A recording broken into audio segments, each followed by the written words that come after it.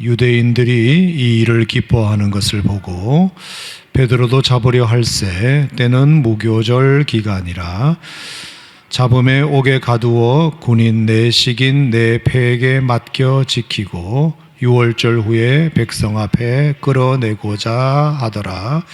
이에 베드로는 옥에 갇혔고 교회는 그를 위하여 간절히 하나님께 기도하더라.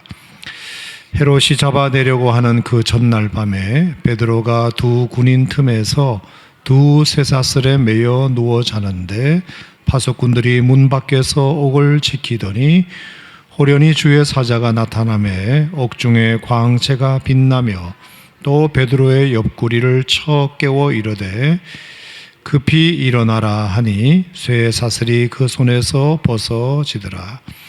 천사가 이르되 띠를 띠고 신을 신으라 하거늘 베드로가 그대로 하니 천사가 또 이르되 겉옷을 입고 따라오라 한데 베드로가 나와서 따라갈새 천사가 하는 것이 생시인 줄 알지 못하고 환상을 보는가 하니라. 이에 첫째와 둘째 파수를 지나 시내로 통한 쇠문에 이르니 문이 저절로 열리는지라. 나와서 한 거리를 지나매 천사가 곧 떠나더라.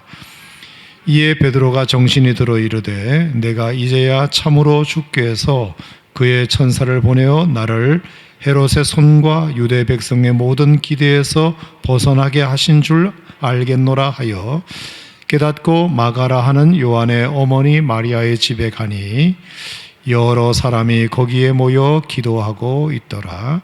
베드로가 대문을 두드리는데 로데라 하는 여자아이가 영접하러 나왔다가 베드로의 음성인 줄 알고 기뻐하여 문을 미처 열지 못하고 달려 들어가 말하되 베드로가 대문 밖에 섰더라 하니 그들이 말하되 네가 미쳤다 하나 여자아이는 힘써 말하되 참말이라 하니 그들이 말하되 그러면 그의 천사라 하더라.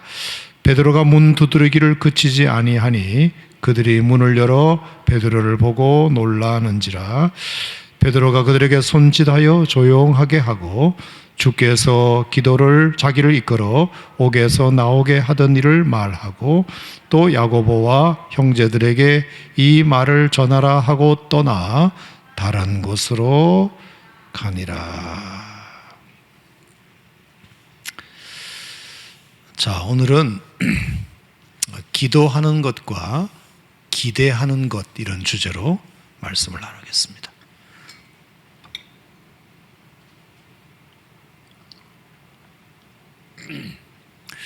자, 그게 그거가 아니겠느냐 이렇게 이제 말씀하실 수 있는데요. 오늘 설교를 한번 들어보시면 좋을 것 같습니다. 기도하는 것과 기대하는 것. 물론 성경에는 기도하라는 단어가 기대하라는 단어보다 훨씬 많이 나옵니다. 그래서 그런지 우리는 기도는 성경 말씀을 따라서 열심히 합니다. 근데 기대라는 단어는 성경에 그렇게 많이 안 나온다고 해서 우리가 중요하게 생각하지 않는 것 같습니다. 근데 어쩌면 성경에 가장 많이 나오는 기도라는 단어보다 성경에 별로 안 나오는 기대라는 단어가 더 중요할 수도 있습니다. 자, 가끔 제가 농담으로 드렸던 이제 얘기 중에 하나, 그런 얘기 몇 번 들어보셨죠. 2층 상가에 어느 자그마한 교회가 삼각교회가 있었는데 재미있게 교회가 잘 부흥하려고 하는 때쯤에 그 같은 상가 지하에 술집이 들어왔어요. 그래서 조금 신경이 쓰였습니다. 같은 건물인데 2층과 지하 차이라고 하지만 그래도 같은 건물에 술집이 있고 교회가 있는 것은 영 목사님에게 못마땅한 일이잖아요. 아니나 다를까 주일 낮 예배 때는 상관이 없는데 이런 수요 저녁 예배나 철야 기도회 때는 밑에서 뽕짝하는 소리와 위에서 찬송 부르는 그 소리가 섞여가지고 너무나 예배드리는 이제 괴로웠던 모양입니다. 그래서 안 되겠다 싶어가지고 목사님의 성도들에게 선포했습니다. 우리 저 술집 망하도록 기도합시다. 그래서 교인들도 동의를 해가지고 열심히 술집 망하게 하여 주시옵소서 이렇게 기도를 했더니 정말 놀랍게 하나님이 역사하셔가지고 그 술집에 불이 났습니다. 그래서 그 술집이 쫄딱 망하고 다 타버렸습니다. 자, 여기까지는 좋고 쾌재를 불렀는데 이 술집 주인이 2층에 있는 삼각교회가 술집 망하게, 자기 집 망하게 해달라고 기도했다는 첩보를 입수하고 경찰에다가 고소를 했습니다. 그래서 경찰서에 목사님이 조사받으러 갔습니다. 목사님, 경찰이 물었습니다. 아니, 아무리 그래도 그렇지 어떻게 술집 망하게 해달라고 기도를 합니까? 그래서 이렇게 불났다고 지금 술집 주인이 고소를 한 거 아닙니까? 그렇게 이제 경찰이 목사님에게 물었더니 그 목사님이 하시는 말씀이 아니 경찰 양반 말이 되는 소리를 하라고 아니 기도했다고 어떻게 진짜로 망하냐 그런 게 어딨냐 우리가 기도한 건 사실이지만 기도했다고 어떻게 망하냐 그러더니 경찰이 고개를 갸우뚱거리면서 이상하네요 목사님 술집 사장님은 기도 응답을 믿는데 어떻게 목사님은 기도 응답을 안 믿으시네요. 누가 지어낸 얘기겠죠. 근데 교훈은 있어요. 교훈은 있어요. 어느 마을에 비가 너무 안 와가지고 가뭄이 심했답니다. 그래서 그 마을에 있는 교회가 목사님이 선포를 해가지고 너무 우리 동네에 비가 안 오니 농사를 지을 수가 없으니 우리 좀 기도해야 되는 거 아니냐 비가 오게 해달라고 그래서 어느 날 주일날 이제 목사님이 광고를 하고 우리 한 일주일 동안 내일 저녁부터 월요일 저녁부터 모여가지고 우리 비가 오기를 기도합시다 특별 기도회를 선포를 했어요. 그래서 월요일 저녁에 많은 성도들이 교회에 이제 왔는데 평일이지만 한 아이가 우산을 들고 예배에 참석한 거예요. 그랬더니 이제 어른 집사님들이 야, 너 비도 안 오는데 왜 우산을 왜 가져왔어? 이제 이렇게 된 거죠. 그랬더니 그 아이가 뭐라고 그랬게요? 뭐라고 그랬겠습니까? 아니, 어제 목사님이 비가 오게 해달라고 기도를 하신다고 해서 비가 올 것 같아서 우산을 갖고 왔다고. 어른들 누구도 우산을 안 가져왔는데 그 아이는 목사님이 기도를 비가 오게 해달라는 제목으로 기도를 특별 기도를 한다고 해서 정말 비가 올 것 같아서 우산을 가지고 왔다는 거죠. 자, 제가 성경에 나오는 숱한 기도라는 단어보다 성경에 별로 안 나오는 기대라는 단어가 더 중요한 이유를 아셨죠? 기도하지 않는 사람이 누가 있나요? 기도하지 않는 성도가 누가 있나요? 그런데 정말 그 기도한 것을 믿고 우리가 정말 그렇게 되리라 기대하면서 우리의 남은 삶을 살아가는 사람은 의외로 적다는 것을 오늘 여러분 말씀을 통해서 다시 한번 깨닫는 시간이 되었으면 좋겠습니다. 자, 오늘 본문은 베드로 목사님이 투옥을 당한 본문입니다. 자, 우리가 지난번에 살펴봤듯이 야고보가 이제 순교를 당하자 베드로도 이제 잡으려고 합니다. 그래서 베드로를 옥에 가두게 되는데 그래서 성도들은 걱정이 생겼나 봅니다. 야고보처럼 우리 베드로 목사님도 큰일 나는 거 아니야? 이런 생각이 들어가지고 베드로 목사님을 위해서 정말로 열심히 기도합니다. 자, 5절 말씀 같이 한번 보시면 이에 베드로는 옥에 갇혔고 교회는 그를 위하여 간절히 하나님께 기도하더라. 얼마나 그 기도가 간절했겠습니까? 간절히 하나님께 기도하더라. 너무 좋죠? 너무 잘한 일입니다. 자, 그랬더니 하나님께서 정말 그 기도에 응답을 하셨는지 7절 말씀에 보면 호련히 주의 사자가 나타나서 옥중에 광채가 빛나며 또 베드로의 옆구리를 쳐 깨워 이르되 급히 일어나라 하니 쇠사슬이 그 손에서 벗어지더라. 하나님께서 기도에 응답을 하셨는지 천사가 나타나서 옥중에, 그 깜깜한 옥중에 광채를 비추시면서 베드로의 옆구리를 툭툭 쳐 깨운 것입니다. 급히 일어나시오, 급히 일어나시오 하고 일어났더니 그냥 정말 거짓말처럼 묶었던 그 쇠사슬이 손에서 스르륵 하고 벗어지게 됩니다. 자, 그리고 뿐만 아니라 10절에 보니까 9절에 보면 베드로가 나와서 따라갑니다. 천사가 인도하는 대로 따라가요. 그리고 10절에 보면 첫째 파수와 둘째 파수를 지나, 그러니까 감옥의 문이 이렇게 겹겹이 있었던 모양입니다. 마지막 시내로 통하는 쇠문에 이르니 저절로 열리는지라. 그러니까 바깥으로 나가려면 적어도 문을 3개를 거쳐가야 되는데 첫째 문도 열리고 두 번째 문도 열리고 세 번째 문도 저절로 열리는지라. 그래서 거리를 지남에 천사가 떠나게 되었습니다.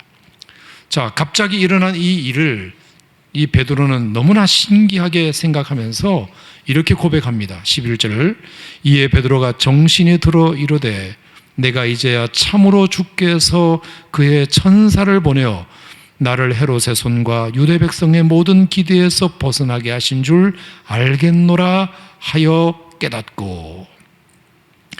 베드로가 정신에 들어서 얼떨결에 따라 나와 보니, 정신을 차려 보니 하나님께서 정말 천사를 보내서 나를 건져주셨구나 라는 것을 깨닫고 12절, 마가라 하는 요한의 어머니 마리아의 집에 가니, 이 소식을 알리려고 나를 걱정하고 있는 수많은 성도들에게 찾아가게 됩니다. 그랬더니 거기에 여러 사람이 모여 기도하고 있더라, 이렇게 되어 있습니다.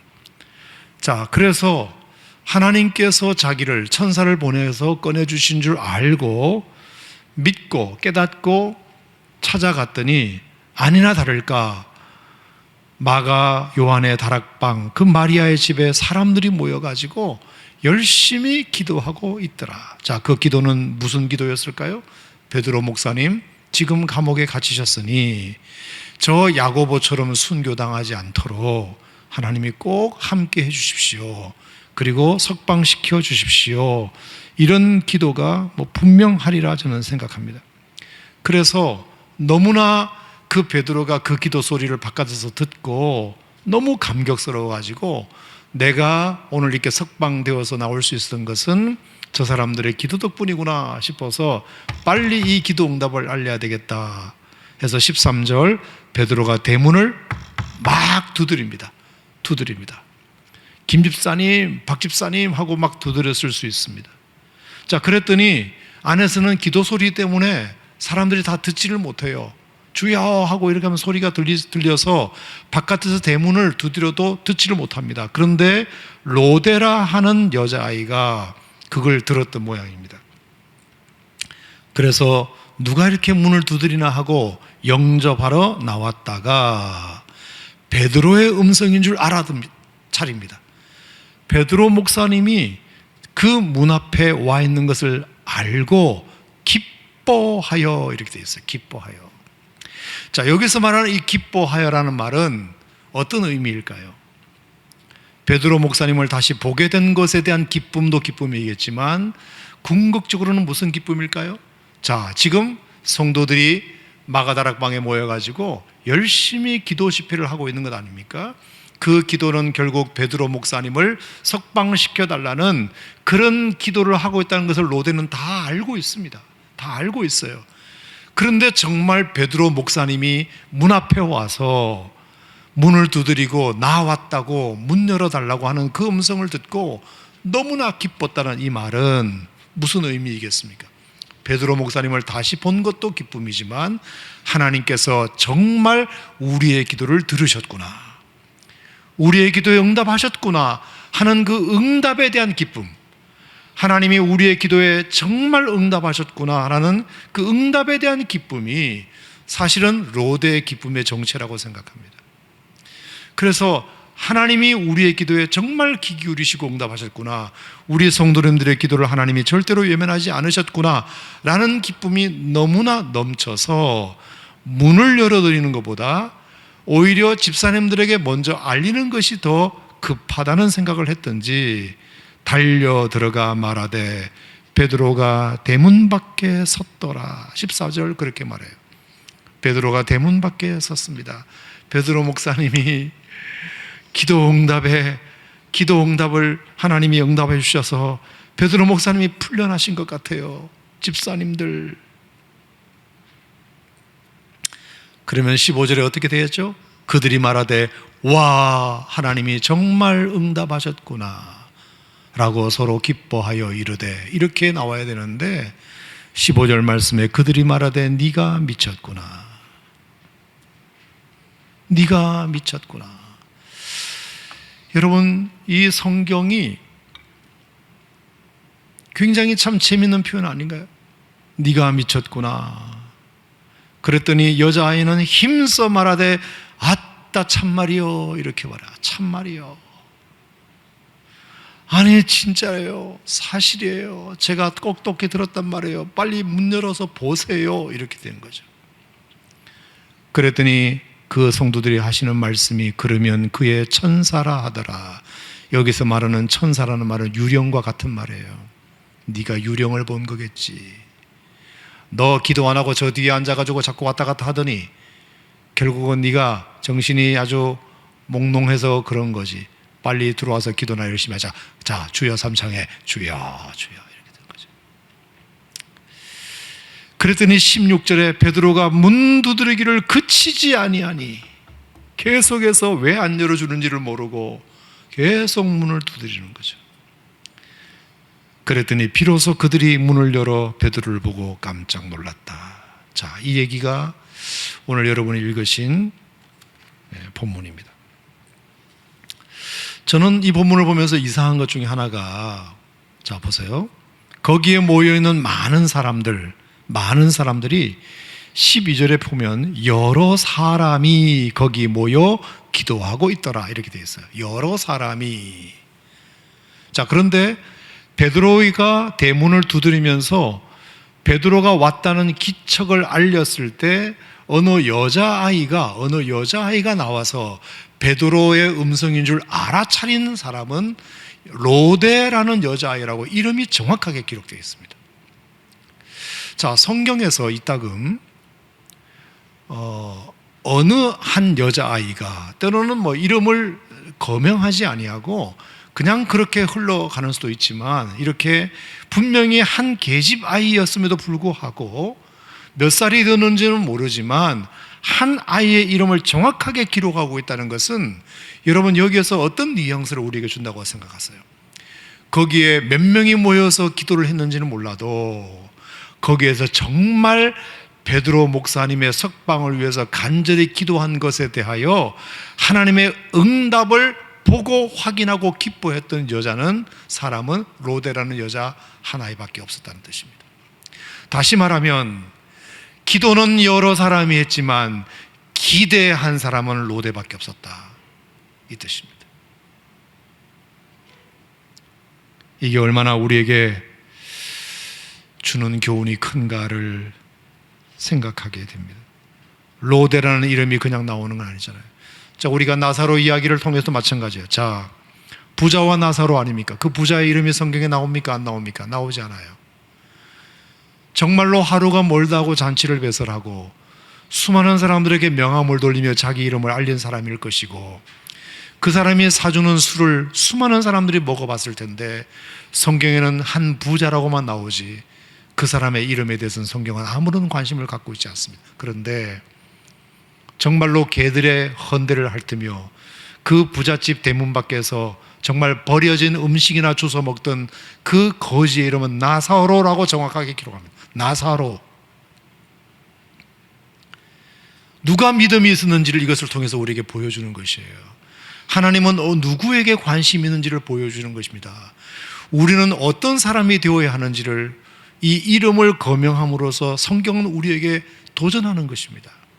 자, 거기에 여러 사람들이 기도하고 있었지만 그 사람들은 여러 사람에 불과했고 정말 하나님의 기도의 응답을 확실히 믿었던 사람은 로데라는 그 여러 사람이 미쳤구나라고 말했던, 미쳤다고 손가락질 당했던 그 여자가 진짜 믿음의 사람이었다는 것을 우리에게 말씀해 주시는 것입니다.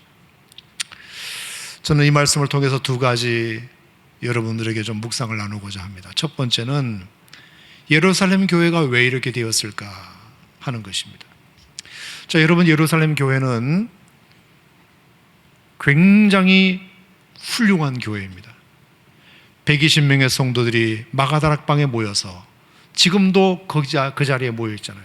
불과 얼마 전까지만 해도 이 120명의 성도들이 모여가지고 이 마가라 하는 요한의 어머니 마리아의 집에서 모여서 성령을 받았던 그곳입니다. 그곳이에요. 이 장소가 그냥 보통 장소가 아니에요. 성령 충만을 경험했던 자리입니다.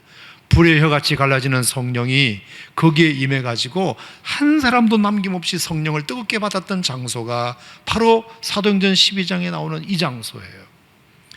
그래서 120명의 성도들이 개척해가지고 교회가 탄생됐습니다. 인류 최초의 로컬 처치예요. 그리고 그 120명의 성도는 120명으로 개척되었지만 급속도로 부흥합니다.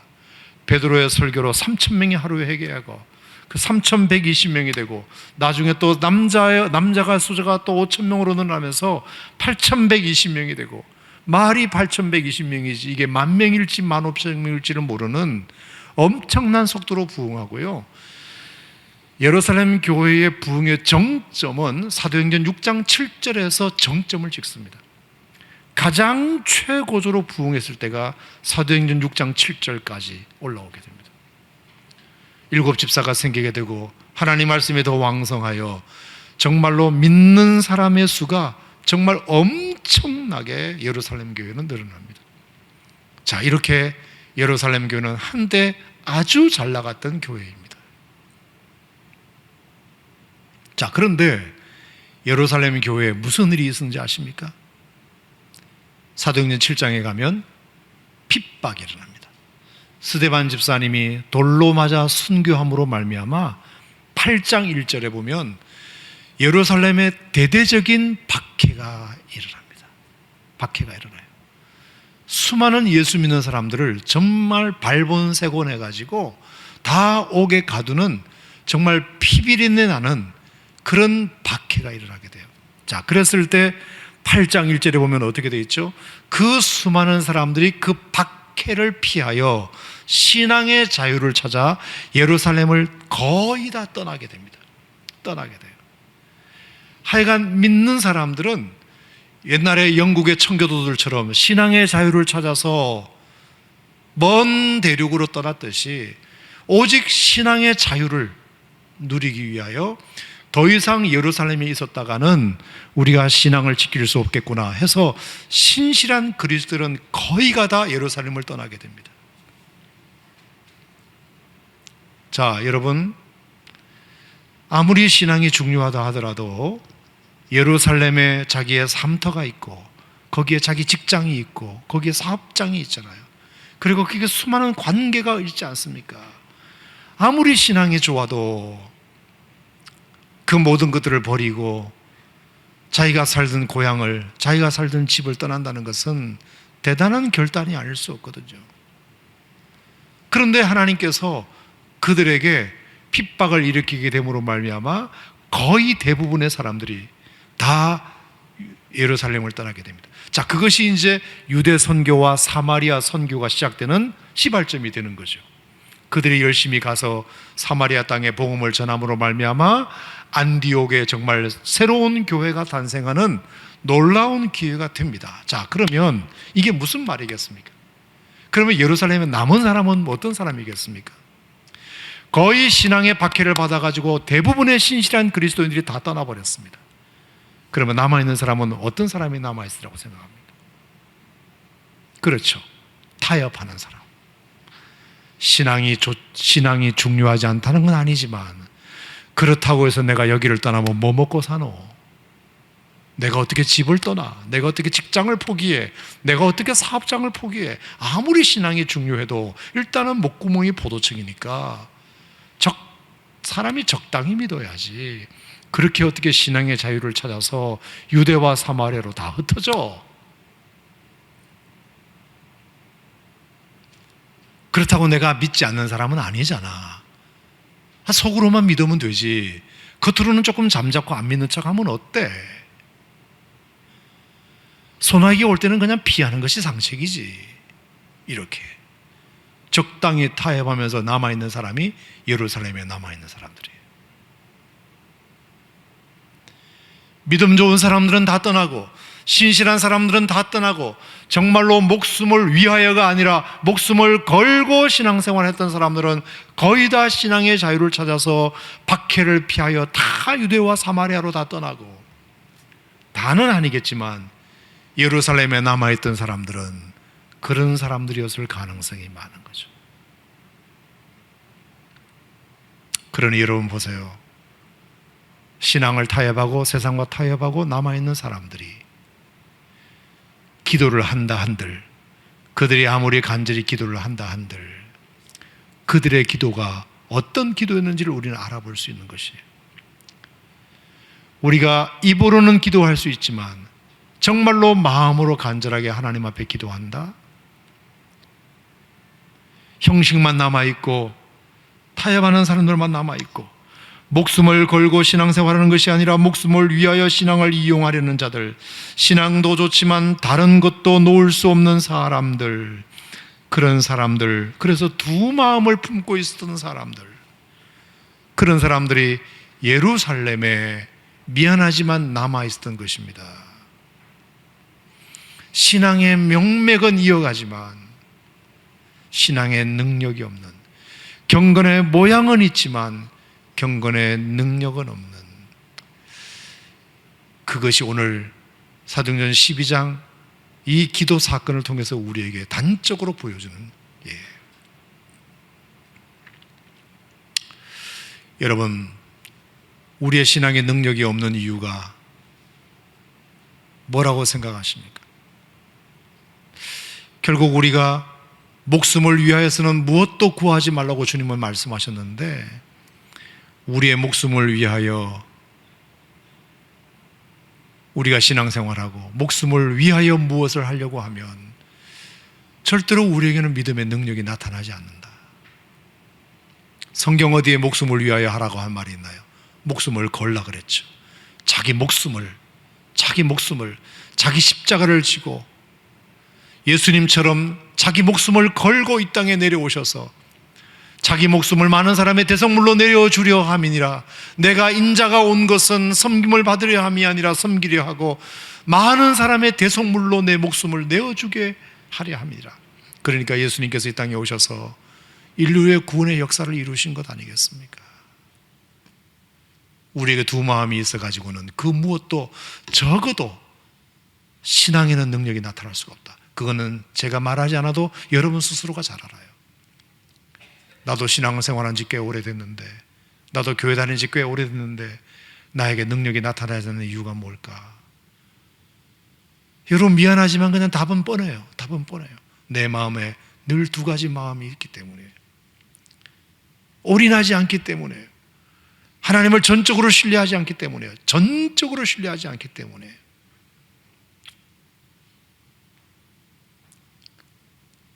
그래서 능력이 나타나지 않아요. 그래서 우리가 모양만 유지하고 있는 거예요. 기도는 하지만 기대하지 않는 것이에요. 그래서 로데라는 한 여자아이에게 이렇게 창피를 당하는 이런 일이 우리들에게 생길 수 있어요. 사랑하는 성도 여러분, 두 마음을 품으면 이것도 저것도 되지 않아요. 우리의 믿음의 색깔이 분명해야 되고, 우리의 믿음이 담백할 수 있어야 되고, 우리의 믿음이 단순할 수 있어야 됩니다. 할렐루야, 아멘. 그래야 우리에게 능력이 나타나고. 그러니까 안디옥에 흩어져서 함께 신앙생활했던 그 안디옥 교회는 얼마나 부흥이 됐는지 몰라요. 능력이 얼마나 많이 나타났는지 몰라요. 그래서 안디옥 교회 사람들이 오히려 헌금을 걷어가지고 예루살렘 교회를 도와주는 일이 일어났다고 지난주에 설교 드렸잖아요. 믿음이 뜨거운 사람들, 거기에서 수많은 사람들의 기적이 일어났어요. 예루살렘도 과거에는 그렇지 않았어요. 다 그런 순수한 마음이 있었지만 결국 이 박해가 시작되었을 때 사람들은 갈등하게 되었고, 그래 내가 예루살렘을 떠나야 될 것인가 말아야 될 것인가. 떠나자니 내가 지금 먹고 살아야 할 것이 여기 다 있는데, 내 삶의 터전이 여기에 다 있는데, 신앙이 좋은 건 맞지만 신앙만을 바라보고 이 모든 걸 다 포기하기는 너무 아깝지 않아? 라고 생각하고 목숨을 위하여 남은 사람들의 신앙생활의 현주소가 바로 오늘 여러분과 제가 목도한 것이에요. 여러분, 우리에게 이런 믿음이 필요하다고 생각합니다. 두 마음을 품지 말고 하나님을 믿는 그 한 가지 마음이 얼마나 우리에게 필요한 것인지, 여러분 마음을 스스로 한번 돌아보시고, 내가 너무나 많은 것들을 타협하고 있진 않은가? 내 마음에 여전히 두 마음이 있진 않은가? 내가 양다리를 걸치고 있진 않은가? 그래서 능력이 이것도 없고 저것도 안 되는 일이 있지 않는가? 우리의 마음속에 늘 한 사람이 두 주인을 섬길 수 없다고 말씀하셨으니, 재물과 주님을 겸하여 섬길 수 없다고 말씀하셨으니, 여러분의 마음에 섬김의 주인은 분명히 주님으로 확고하게 자리 잡는 여러분과 제가 되기를 주님의 이름으로 축복합니다. 따라합시다. 타협하지 말자. 자, 이것이 첫 번째 제가 여러분에게 드리고 싶었던 말씀입니다. 자, 두 번째는 오늘 본문의 말씀의 기도 제목, 설교 제목처럼 기도와 기대의 차이의 부재. 자, 그들이 분명히 간절히 하나님께 기도했다고 5절에서는 말씀했어요. 그런데 결과는 어땠죠? 하나님께서 응답을 주셨음에도 불구하고 그 로데라는 여자를 아이에게 미쳤다 말했어요. 유령이겠지라고 말했어요. 이게 기도는 했어도 기대하지 않는 것의 차이예요. 기대의 부재예요. 기대의 부재. 여러분과 제가 믿는 기독교는 소망의 종교 아닙니까? 소망의 종교. 소망의 종교라는 말이 뭐예요? 기대하는 종교라는 뜻이에요. 지금은 결핍되어 있지만 언젠가는 하나님께서 우리를 충만하게 하실 것이다. 지금은 어두운 시절을 보내고 있지만 결국은 하나님께서 우리를 빛 가운데로 인도하실 것이다. 지금은 고난 가운데 있지만 하나님께서 반드시 이 고난과 비교할 수 없는 영광을 하나님께서 우리에게 허락하실 것이다 라고 소망하는 종교, 바라보는 종교, 기대하는 종교가 그게 여러분과 제가 믿는 기독교 아닙니까? 마치 누가복음 2장에 있는 말씀처럼 시몬이라는 위대한 학자 이야기가 나와요. 자, 시몬이라는 위대한 학자는 바리새인 중에 바리새인이에요. 이 사람의 아버지가 힐렐 학파의 창시자 힐렐이고요, 이 사람의 아들이 가말리엘이라고 사도 바울을 가르친 스승이에요. 시몬은 힐렐의 아들이고 가말리엘의 아버지예요. 대학자고요, 대율법사고요, 바리새인입니다.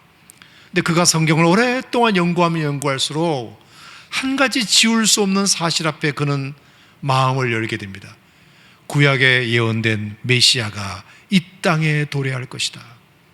구약에 예언된 이사야를 봐도, 미가를 봐도, 예레미야를 봐도, 그 어디를 봐도, 창세기부터 봐도 성경에는 정말로 면면이 흐르는 그 메시아가 이 땅에 도래할 것이라는 것을 대학자인 이 시몬은 깨닫게 됩니다. 그래서 마음으로 사모해요. 성경에 보면 이렇게 되어 있어요. 이스라엘의 위로를 기다리는 자라. 이스라엘의 위로를 기다리는 자라. 그가 경건한 자였고 율법에 경건한 자였고, 경건한 자였던 것에 대한 증거가 뭐냐면 그가 이스라엘의 위로를 기다리는 자라. 메시아가 이 땅에 도래하여 하나님께서 이 이스라엘을 위로해 주시기를, 메시아를 통하여 이스라엘을 위로할 날이 오기를 그는 손꼽아 기다렸던 사람이에요. 그러더니 주의 성령께서 시몬에게 나타나셔서 뭐라고 그러셨죠? 시몬아, 네가 죽기 전에 그 메시아를 보게 될 것이다. 다시 말하면 네가 메시아를 보고 죽게 될 것이다. 주님이 그렇게 성령을 통해서 시몬에게 약속하십니다. 메시아를 사모하고 기다리고 나도 내가 죽기 전에 그 메시아를 한번 보고 죽었으면 좋겠다. 그렇게 간절히 사모했더니 성령께서 정말 그렇게 말씀하셨어요. 네가 죽기 전에 그리스도를 보리라. 네가 그리스도를 보기 전에는 죽지 아니하리라. 그래서 기다렸어요. 사모했어요. 그리고 그런 날이 오기를 기대했어요. 자, 그런데 어느 날 어떤 일이 벌어졌습니까? 한 아버지와 한 어머니가 한 아이를 품에 안고 성전에 오는 겁니다. 할례를 받으려고 오는 거예요. 그때 성령께서 그에게 사인을 주셨어요. 네가 그토록 평생을 기다렸던 이스라엘 위로자가 바로 저 아이다. 그래서 그 시몬이 그 예수님, 아기 예수님을 품에 안고 너무나 감동하는 장면이 누가복음 2장에 나와요. 그래서 이제 주께서 주의 종을 놓아주시는도다. 다른 말로 말하면 이제 내가 죽어도 여한이 없습니다. 저는 이 말씀을 보면서 무슨 생각을 했느냐 하면 시므온도 하나님께서 자신의 인생 속에, 자신의 역사 속에, 이 이스라엘 역사 속에 언젠가 메시아가 올 거라는 것을 도래를 기다렸을 뿐만 아니라 자기가 살아생전에 이 메시아가 오기를 간절히 사모했고 주의 성령께서 그렇게 하리라고 약속하셨던 것을 그는 기대하고 바랐기 때문에 그 성전에 들어오는 한 아이를 범상한 아이로 보지 아니하고 저분이 바로 메시아라는 사실을 깨달을 수 있었구나. 여러분, 성전에 할례받아 오는 아이가 예수님밖에 없었을까요? 하루에도 몇 명씩 매일같이 할례받기 위하여 수많은 아이들을 데리고 부모들이 데리고 올 것 아닙니까? 그런데 어떻게 시몬이 한날은 예수님께서 성전문을 열고 그 부모의 품에 안겨서 들어올 때 그 아이가 정말 그가 평생 기다렸던 메시아라는 사실을 어떻게 알아봤겠습니까? 명찰을 붙이고 옵니까? 이 사람이 바로 아기 예수님이라고 부모가 말했습니까? 그렇지 않아요. 그걸 알아본 것은 시몬이 그만큼 기대하면서 기다렸기 때문에, 그러니까 하나님께서 그에게 응답의 날을 주셨고, 그리고 그 응답이 자기 문 앞에 도래했을 때 그걸 정확하게 알아봄으로 말미암아 시몬이 죽기 전에 정말 아기 예수님을 자기의 가슴에 품어볼 수 있는 정말 축복을 누리면서 자기 인생을 마감할 수 있었다고 생각합니다. 제가 지금 드리고 있는 얘기를 다 이해하셨으면 아멘 하시기 바랍니다. 제가 무슨 얘기를 지금 하고자 하는 얘기를 다 하셨죠, 여러분? 네.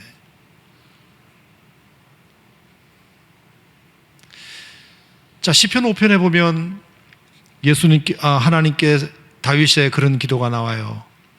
여호와여, 내 말에 귀를 기울이사, 내 말에 귀를 기울이사, 나의 심정을 헤아려 주소서. 나의 왕, 나의 하나님이여, 내가 부르짖는 소리를 들으소서. 내가 주께 기도하나이다. 여호와여, 아침에 주께서 나의 소리를 들으시리니 아침에 내가 주께 기도하고 바라리이다. 그런 말씀이 나와요.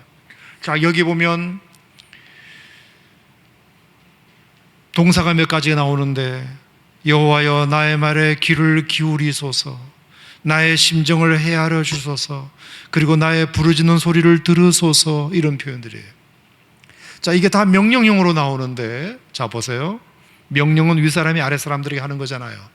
하나님이 사람들에게 하는 것이 명령이잖아요. 사람이 하나님께는 할 수 없는 것이 명령이잖아요. 그런데 여기에는 이게 소원문이 아니고요, 기원문이 아니고 명령문으로 나와요.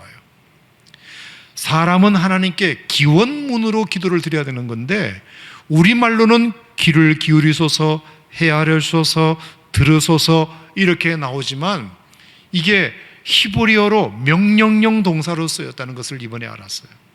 여러분, 어떻게 감히 다윗이 하나님께 명령을 합니까?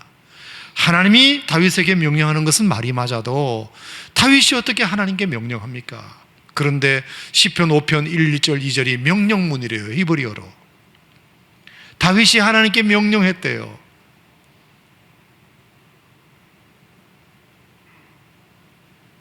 여러분, 이게 어떤 의미일까요? 어떤 의미일까요? 여호와여, 나의 말에 귀를 기울이소서.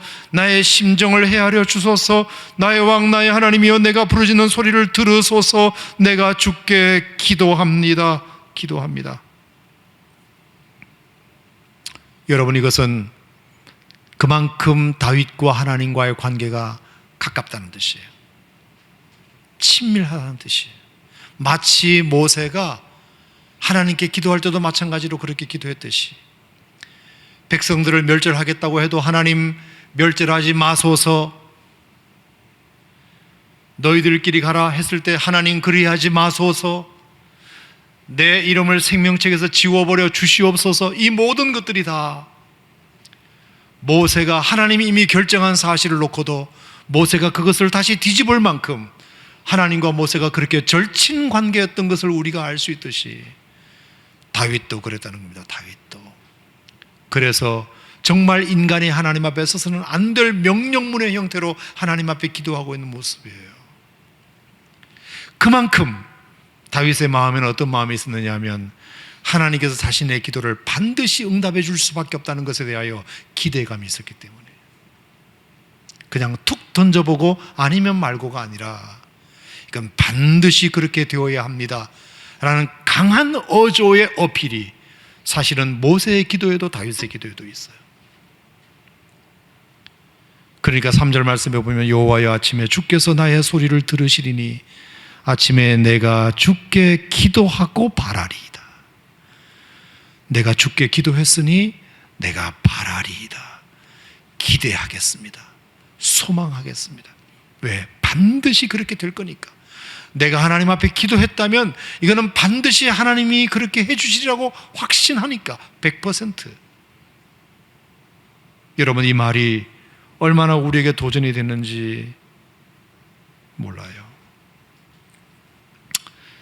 사랑하는 성도 여러분, 우리가 하나님 앞에 기도하는 것은 누구든지 할 수 있지만, 기도하는 자에게는 반드시 하나 더 필요한 것이 있다면 그것은 하나님께서 정말 그렇게 해주리라 믿고 기대하는 것이 중요하다고 생각합니다. 동의하시면 아멘 하시기 바랍니다. 오늘 제가 참 뜻깊은 분과 전화 한 통을 했어요. 제가 책을 한 권 선물을 받았는데, 아덴만 여명작전에 대한 이 책이었어요. 여러분 잘 아시잖아요. 2011년에 있었던, 제가 몇 번 여러분들에게 말씀을 드렸을 겁니다. 그래서 제가 국민일보에 칼럼도 쓰고 그랬는데, 오늘 교육자들과 함께 그 얘기 잠깐 나누었는데요. 오늘 11주년 행사였어요. 아덴만 여명작전이 있었던 때가 언제냐면 2011년 1월 21일이거든요. 오늘이 11월 21일이잖아요. 2011년 1월 20일 날 그 일이 있었어요. 21명의 사모 주월리오 석선장과 함께 21명을 한 사람도 사망자 없이 완벽하게 구해내는 정말 우리나라 역사의 전무후무한 작전을 수행했어요. 난리가 났었어요. 그래서 이국종 교수가 그 석혜교원 선장을 아주대에서 다 치료시켜가지고 이국종 교수도 유명해지고, 그 사건이 11년 전 오늘에 있었어요. 오늘 정확하게 말하면 새벽 4시 46분. 그래서 여명작전이라 그래요. 아덴만에 있었던 여명작전, 소말리아 해적으로부터 급습을 당했던 사모 주월리호를 그 지나가던 최영함이라는 우리나라 군함이 접근해가지고 4시 46분에 작전을 감행해서 그 모든 사람들 다 생포하고 죽이고, 그리고 사모 주월리 21명의 선원을 무사히 구해낸 작전이에요. 제가 드리고 싶은 이유는, 제가 그분과 그래서 집사님과 오늘 통화를 했어요. 책도 받았기 때문에. 그래서 내가 카톡만 드렸다가 좀 서울에 막 올라간다고 그러더라고요. 오늘 부산에서 기념식을 했대요. 기념식을 하고 서울에 오늘 조선일보하고 무슨 인터뷰가 있어가지고 올라가는 길이라고 그래서 그럼 기차 안이니까 내가 전화를 할 수도 있겠구나 싶어서 잠깐 전화를 했어요. 전화를 했는데 얘기는 딱 하나예요. 그 집사님의 얘기도 여러 사람들이 기도해 주셨던 그 기도의 힘을 믿었다는 거죠. 수많은 분들이 나를 위해서 기도해 주셨고, 그리고 그 기도가 힘이 되어서 반드시 이 작전은 성공하리라고 기대하고 자기가 그것에 들어간 거지, 정말로 두렵고 떨림이 너무 많았대요. 우리 아까운 해군 장병들 다치거나 죽으면 이게 얼마나 큰 데미지를 입는 겁니까? 그런데 나는 그 집사님의 그 말을 나는 전적으로 믿어요. 왜냐하면 저는 그분을 대위 때부터 동해에서 만나가지고 그분이 얼마나 신실한 사람인지를 제가 다 아니까.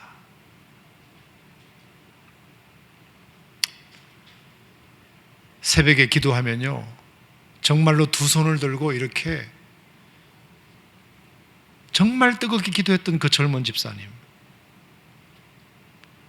출동을 나가려면 그냥 나가는 법이 없어요. 꼭 교회 찾아와 가지고 목사님 기도해 주세요, 제가 출동을 나가야 되니까. 그래요 집사님, 그럼 기도합시다. 그러면 자기가 의자를 확 치워버리고 그 바닥에 그냥 무릎을 탁 꿇어앉고 안수 기도해 주세요. 여러분, 그런 분이 어찌 기도만 받고 기대하지 않는 집사님이라고 말씀하실 수 있겠어요? 그리고 실제로 그 기도의 힘을 믿고 군생활을 해왔어요. 똑같이 11년 전 아데만 여명 작전을 할 때에도 마찬가지예요. 저에게 전화가 왔어요. 목사님, 조용주 집사입니다. 어이구 집사님, 어쩐 일이세요? 제가 최영만 함장인데 이번에 소말리아 해적 하러 이제 청해부대로 떠납니다. 그래요 집사님, 제가 그럼 부산에 지금 기차 타고 내려갈까요? 그랬더니 아니요, 목사님 바쁘신데 오실 필요 없고요, 그냥 전화로라도 기도해 주시면 제게 힘이 될 것 같습니다. 그래서 전화로 기도해 드리고 저는 잊어버렸죠. 근데 정확하게 50일 만에 KBS 뉴스에 그분은 사진이 대문짝만하게 나왔어요. 아덴만 여명 작전에서 정말 성공적으로 작전을 수행하고, 그때 가장 힘들었던 우리 대한민국에 정말로 큰, 박세리가 골프 쳐가지고 그때 힘들었던 그 대한민국의 그 위로자가 되었듯이 우리 집사님이 그렇게 큰 위로자가 되었는데, 제가 드리고 싶은 말씀은 그분의 고백 속에 그런 고백을 제가 잊을 수가 없어요. 많은 분들이, 목사님을 비롯해서 많은 분들이 그렇게 기도해 주셨기 때문에 자기는 이 작전에 성공하리라고 기대하고 위험하지만 뛰어들어서 이 일을 이루게 된 거라고. 기대하는 마음 없이, 확신 없이 어떻게 그 일을 감당할 수 있겠습니까? 그렇게 위험한 작전을. 제가 드리고 싶은 말씀은 수많은 사람들이 기도하는 것이 중요한 게 아니고, 그 기도를 힘입고 그렇게 내가 기대하고 담대하게 확신을 가지고 용기 있게 뛰어드는 그 행동이 우리에게는 더 필요하다. 그게 저는 중요하다고 봅니다. 모세가 홍해 앞에서 보였던 행동도 마찬가지고요, 여호수아가 요단강 앞에서 보였던 행동도 마찬가지고요, 여리고성 앞에서 보였던 행동도 다 마찬가지예요. 하나님께서 우리에게 주신 응답이 있으면, 하나님의 음성을 들었으면 그 음성이 현실이 될 줄로 믿고 그리고 내가 한 발을 내디뎌 보는 것, 이래야 기적이 일어나는 거지. 기도하고 아무것도 하지 않으면 기적은 일어나지 않는다. 하나님께서 우리에게 주시는 이 기도의 힘은 우리가 기대하는 마음으로 한 걸음 내디딜 때 하나님께서 우리에게 이런 기적의 은혜를 우리에게 주신다는 것을 제가 여러분에게 꼭 말씀드리고 싶어요. 그래서 오늘의 결론은 뭐냐 하면, 그래서 기대하는 사람은 절대로 끝났다고 말하지 않아요. 끝이야, 가망 없어, 이제는 더 이상 희망이 없어. 여러분, 기도한 사람은 절대로 그런 말을 하면 안 돼요. 아멘입니까 여러분? 봄에만 꽃이 핍니까? 가을에도 꽃이 피잖아요. 개나리, 진달래, 철쭉, 매화, 뭐 벚꽃, 수많은 봄꽃이 화려하게 핀다 하더라도 가을에 피는 국화도 있잖아요. 하나님께서 지금 피지 않으면 하나님께서 그 다음에 피게 하실 것이다. 그래서 지금 피지 않는다고 해서, 지금 뭔가 얻지 못했다고 해서 결론 내리지 말고 나중 결과를 기대하자. 하나님께서 때에 맞춰, 타이밍 맞춰 하나님께서 뭔가를 주실 것이다. 이런 믿음을 가지고 절대로 지금 안 된다고 해서 끝났다, 이제는 가망 없다, 이제는 포기해야 되나 보다, 이렇게 생각하지 말았으면 좋겠다. 그것이 기도하고 기대하는 사람의 행동이다. 저는 그렇게 생각하는데 동의하시면 아멘 하시기 바랍니다. 두 번째는 언제나 오늘보다 내일이 더 나을 것이다.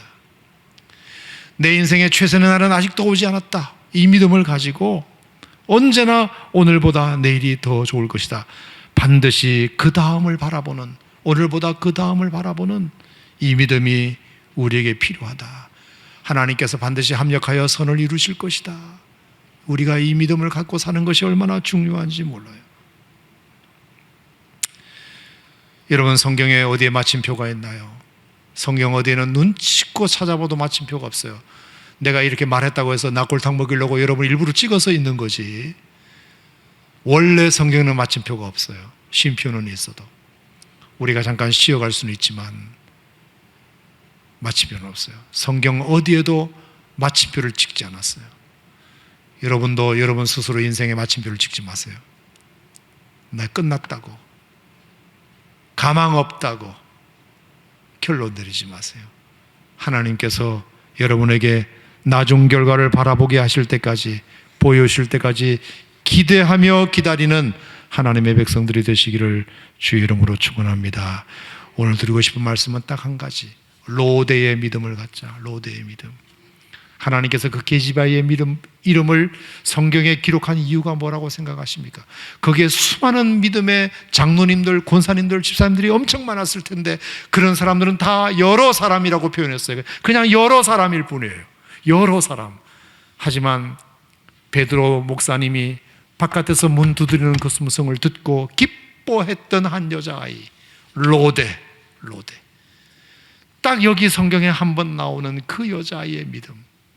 이 여자아이의 믿음은 기도하고 기대했던 사람으로 오늘 성경에 우리에게 가르쳐주고 있으니 여러분도 제2, 제3의 로데가 되시기를 주님의 이름으로 축복합니다.